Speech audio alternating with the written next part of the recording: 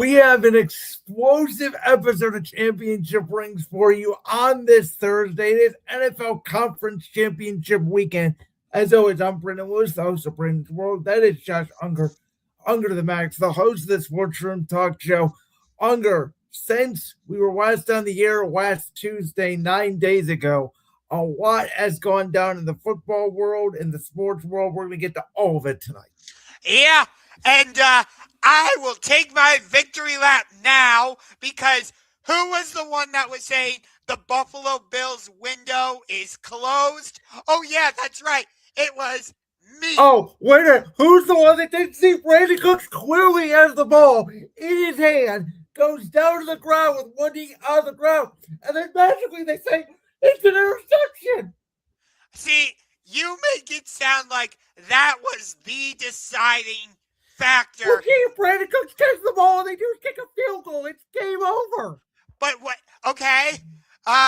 What about the fact that right before halftime, Josh Allen fumbles it, Denver cashes that in Guess for what? a field goal? They had 5 hours in the game. They should have beat Denver. So how good is Denver really? Well, 10 minutes after Denver secures the win, Sean Payton has to come out and do a second press conference because Bo Nix broke his ankle. Yeah, by the way, Bo Nix probably doesn't break his ankle if the NFL clearly officiates properly. Because then in overtime, they decide, oh yeah, by the way, now we're just going to start calling pass interference on every play. Look, was the officiating perfect? No. There were definitely some calls that made me. And they missed one. And I give this to you. In overtime, there was a hold on Buffalo in the end zone. It should have been a safety. The game should have been over. So that I give you. It was bad on both sides. But exactly. Despite that, and yes, Josh Allen did miss the throw to Dalton Kincaid that would have won in the game in regulation. I get it. I'm not saying that play overall definitely is the reason why Buffalo won, because they had opportunities to win the game.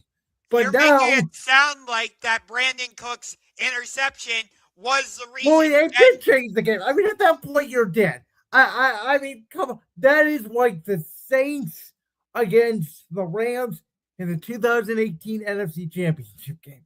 When that pass interference was a no call, you knew right then and there the Saints were going to lose that game because they were absolutely deflated. You cannot overcome that. And that was the end of the Sean McDermott era. Now, where I disagree with you on is Sean Payton, you mean? No, that was the end of the Sean McDermott era in Buffalo.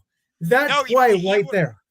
No, but you were talking about the 2018 NFC Championship. No, I was, but I'm saying just like what happened in New Orleans, that play will define the end of the era in Buffalo for Sean McDermott, who I said 5 years ago, for the record, should have been fired. And the ironic thing is, out of all the playoff games he lost, this one that got him fired was not his fault.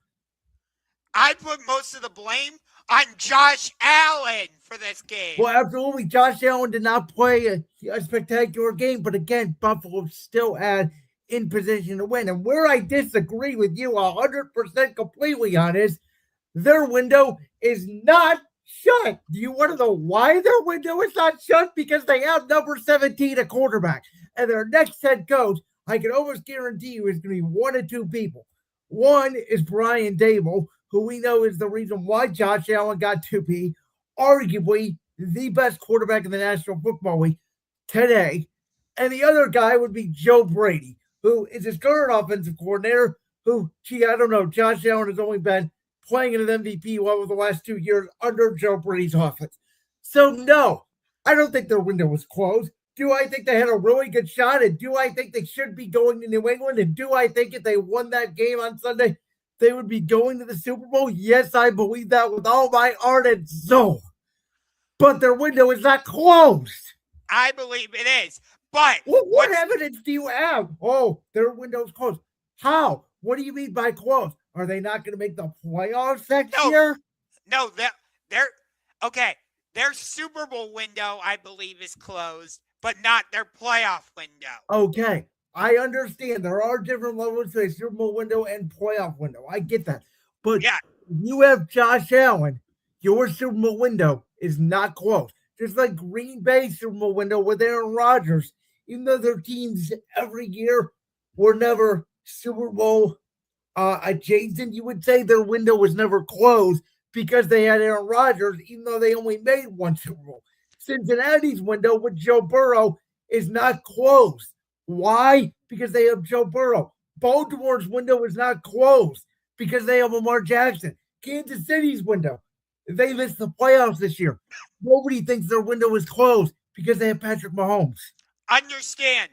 But what I find hilarious with Buffalo, they fired Sean McDermott, but they promoted Brandin Beane. Well, not only that, but excuse me, this press conference. Oh my God!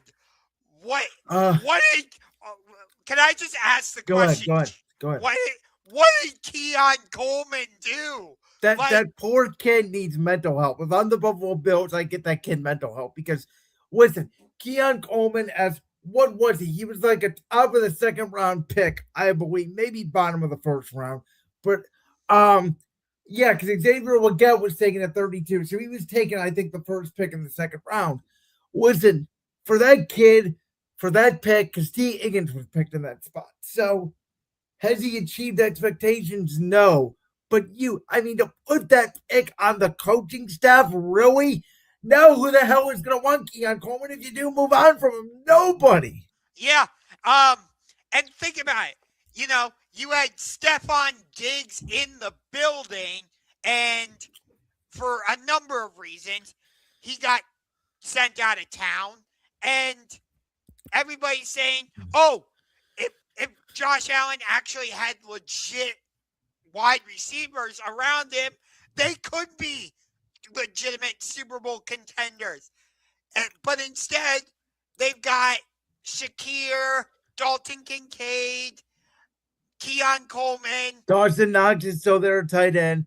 Brandin Cooks was not a bad addition at the end of the season. Believe it or not, it was ironic that his play came down to maybe decide the Buffalo Bills' fortunes of ever making it to a Super Bowl in the Josh Allen era. Again, I disagree. I think the window was closed. But I also will say this, and I said it last year for Buffalo. At some point, and it could be next year, though I don't know, which I think is part of the reason why they moved on from McDermott. They're going to self-destruct. You cannot lose like this, heartbreak after heartbreak after heartbreak after heartbreak after heartbreak, and not go through a year like the Niners went through a couple of years ago where they had all the injuries, or a year the Lions went through this year where, they went to an NFC championship game. Then they were the favorites, the number one seed. They got beat by the Commanders, but then they lost both their coordinators. It's not the same. I say this all the time in the NFL. The most important thing about the sport is having your quarterback, but that also doesn't mean progression is linear year to year. Yeah. And I also don't think if you're a losing franchise, that losing is linear year to year.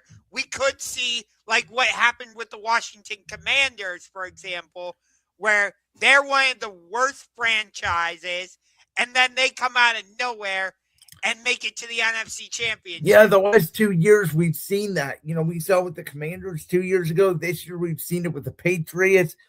I could make a real argument. Next year could be the Giants.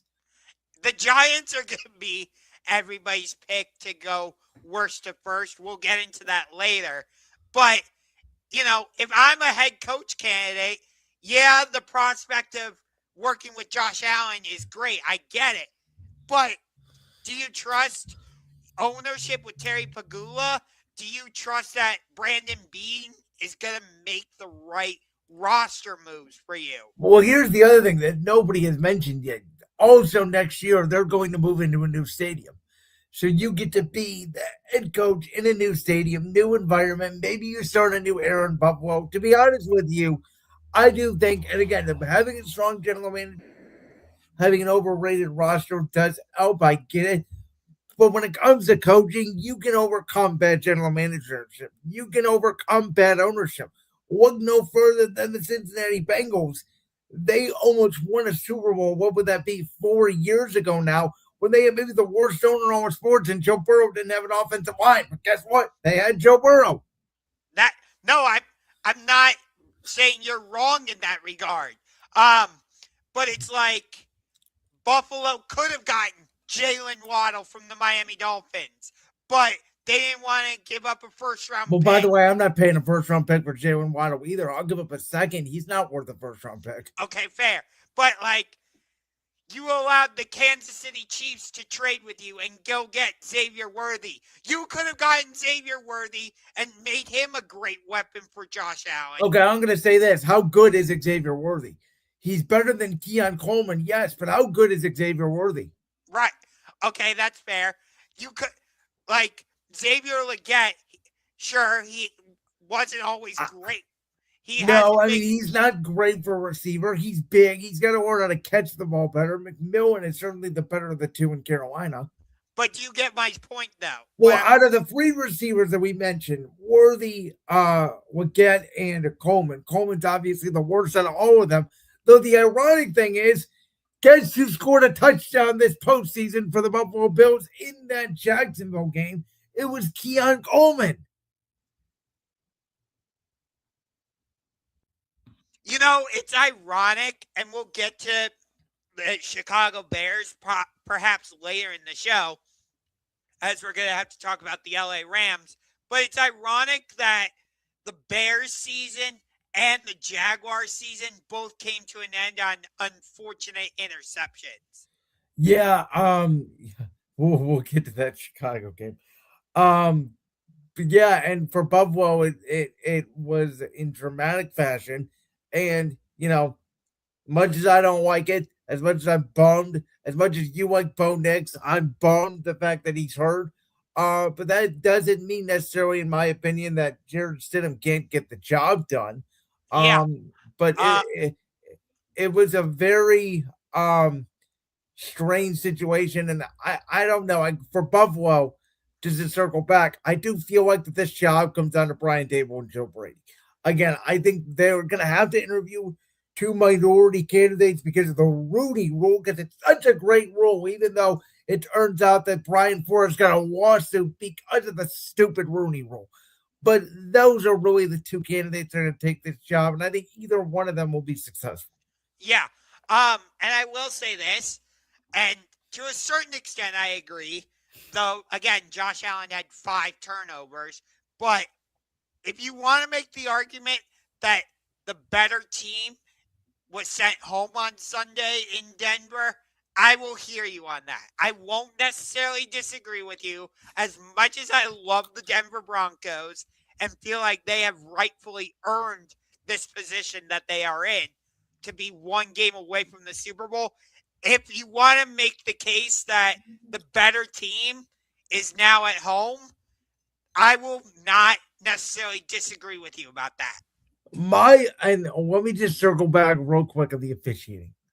My issue with this is the NFL all year long has been Mr. Inconsistent when it comes to officiating. One play is pass interference, when another game was not.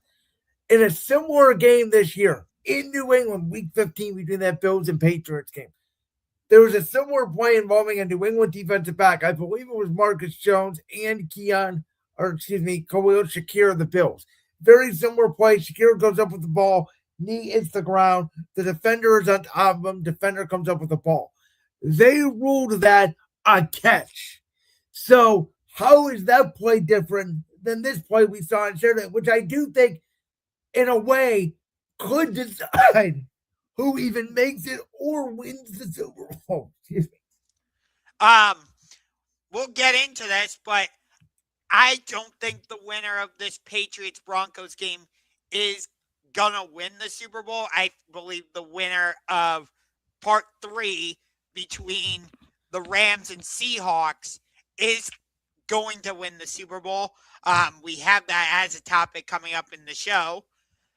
But nonetheless, you know, you are 100% right. The officiating has been inconsistent all year. So I'd have to go back and see the play you're referring to before I can comment one way or the other.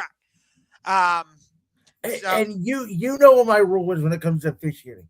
When the game is on the line in the biggest moments, and I say this on all sports, football, basketball, and baseball, you don't really get officiating involved besides the ball or strike call. But you never let the officials decide the game. There is holding every play. There is pass interference. But if it does not significantly injure the defender where you are literally tackling him, they let these guys play. There was worse calls I'm sure that could have been called that weren't called. And for those two calls that happened in the biggest moments of the game, that's what I was bothered with because it felt like they did not want the players decide the game. no, and you know what? Although I disagree with you about the interception catch play that you keep referencing, I do agree with you about that. Like Again, I don't even think that Tre'Davious White, by the definition of the law, could you make an argument that was pass interference? Sure, you could. But I don't see a grab and pull when the ball gets there. I see simultaneous contact. To me, I'm letting that go. see, that's the frustrating part about this game. Overall, I thought Bills Broncos was a fantastic game. Like the game itself. But all the conversation coming out of it is what is surrounding the interception that we've been talking about, the pass interference calls, and it's like, why aren't we talking about how great the actual game was? Because those two plays are the two plays that, again, arguably, for better or worse, decided the game. Even if there was calls missed or throws missed, those two calls in that moment determined the winner. That's and again, the frustration that you are expressing, totally valid. I understand it. I'm not here to disagree with you. And by the way, if the Reds, just in my opinion, if they let those two plays go, Bo Nix doesn't get hurt. So karma Denver. That's the way I look at it. It's just frustrating to me that it was a great game to watch. It was filled with momentum swings, and it felt like neither team was really in control, and for it to be marred by controversy, that's the frustrating part. I'll say one more thing before we get to our Super Bowl picks.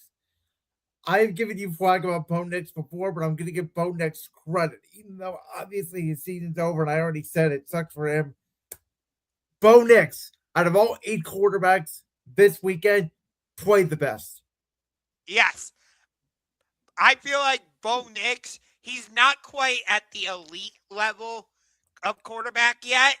But if he can come back from this ankle injury and play at a similar level to what he was doing this season, I think he will approach that territory.